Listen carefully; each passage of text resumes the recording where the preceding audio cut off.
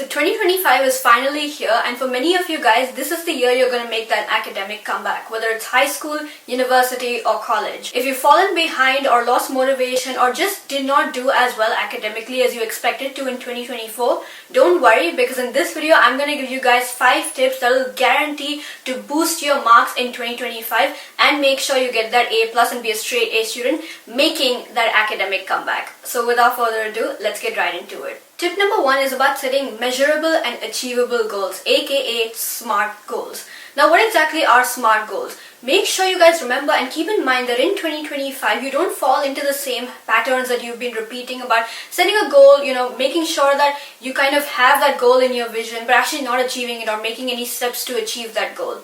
Make sure you guys do goal setting in a measurable and achievable format. So when I break down the SMART goal setting habit, what I mean is you need to set goals that are specific, measurable, achievable, relevant, and time bound. So here's a step-by-step guide on how to achieve SMART goals. So the S in SMART goals stands for specific goals.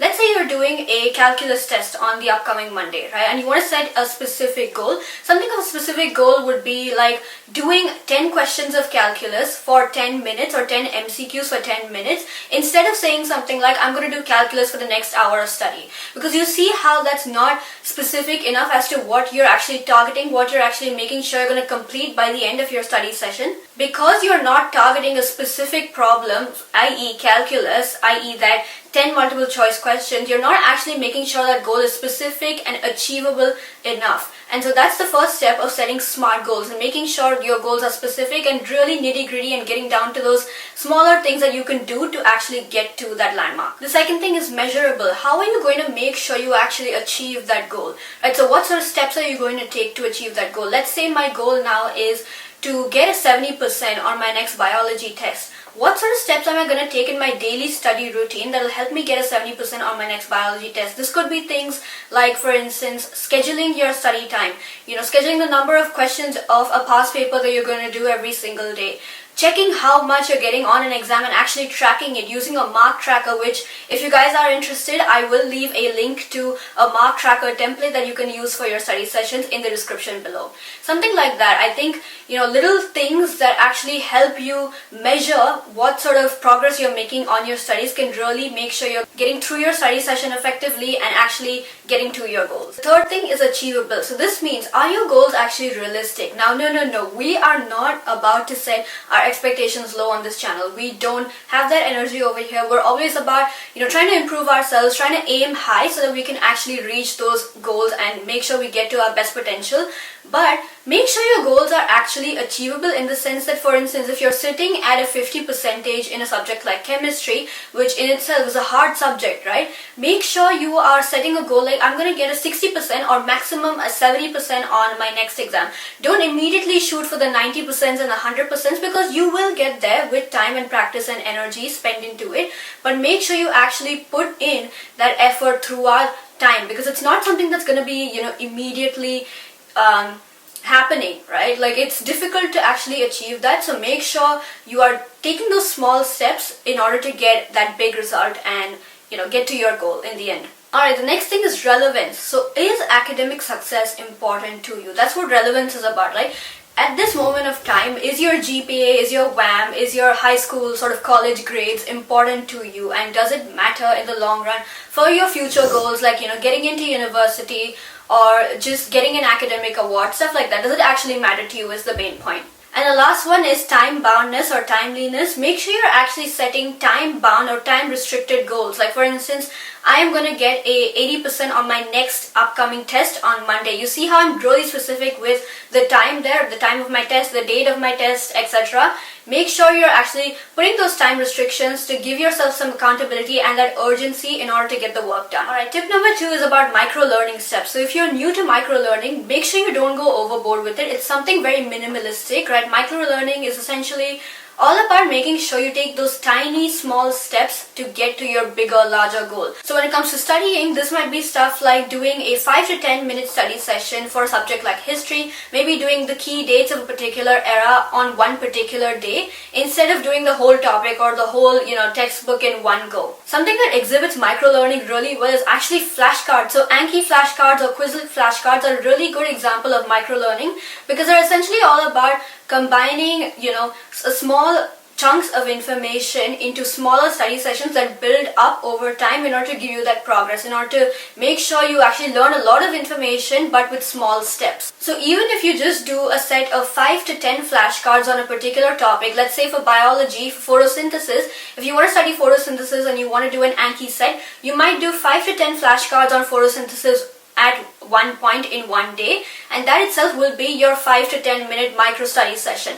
That's what microlearning is all about. It's about making sure you're getting a little bit of work done so you can be proud of yourself at the end of the day that you made some progress, while also getting on those goals really quickly and making significant progress once you look at it from a long time perspective. Tip number 3 is to adopt a reverse engineering approach to studying. What is reverse engineering? Instead of starting off with studying the topic itself, what you do with reverse engineering is to go back and check what topics are most likely to be tested. So you think of your end goal, the bigger picture. For instance, I want to get an 80% on my next biology exam, and I work backwards as to learning about the steps that I need to take in order to achieve that 80% in my biology exam.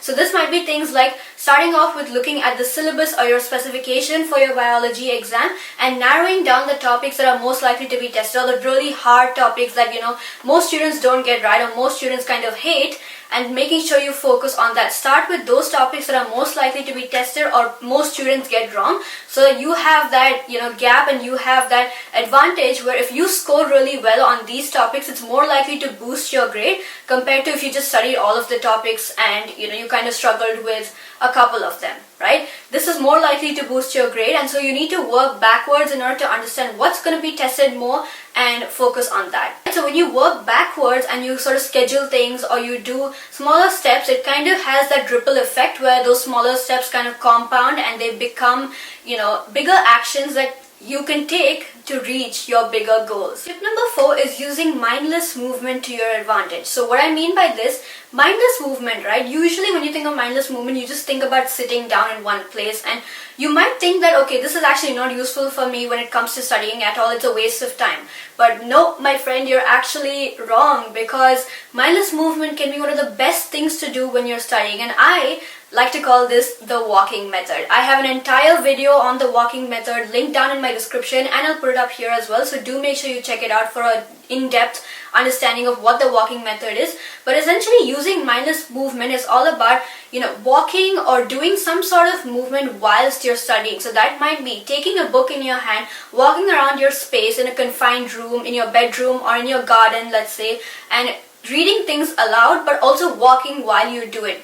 It helps to increase blood flow, helps increase concentration, reduce stress. There are so many benefits of just walking while you're studying and reciting that information, and actually it can help improve focus and concentration whilst you're reciting that information so that it sticks in your head better. So for the walking method, here are the steps you should take. Firstly, take out your book or specification, syllabus document, whatever textbook you need to study or memorize in your hand, and walk around a confined space. Now the fact that it has to be a confined space is important. Make sure this is something like a bedroom or a closed garden that you can actually walk in circles around repetitively.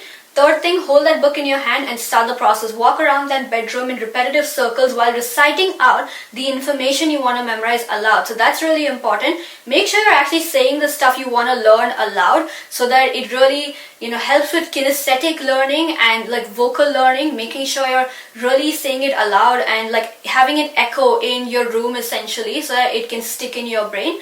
Do this multiple times, at least 5 to 6 rounds of studying whilst you're reciting the information aloud, so that that information that you want to learn can actually sort of stay in your head for a little bit of time before it is actually stored in your brain. And lastly, tip number 5 is to not be too hard on yourself. I know that this new year it comes with a lot of challenges and a lot of anxiety about setting goals, especially academic goals if you're a student. So make sure you're slightly easy on yourself and making small steps to actually get that bigger progress.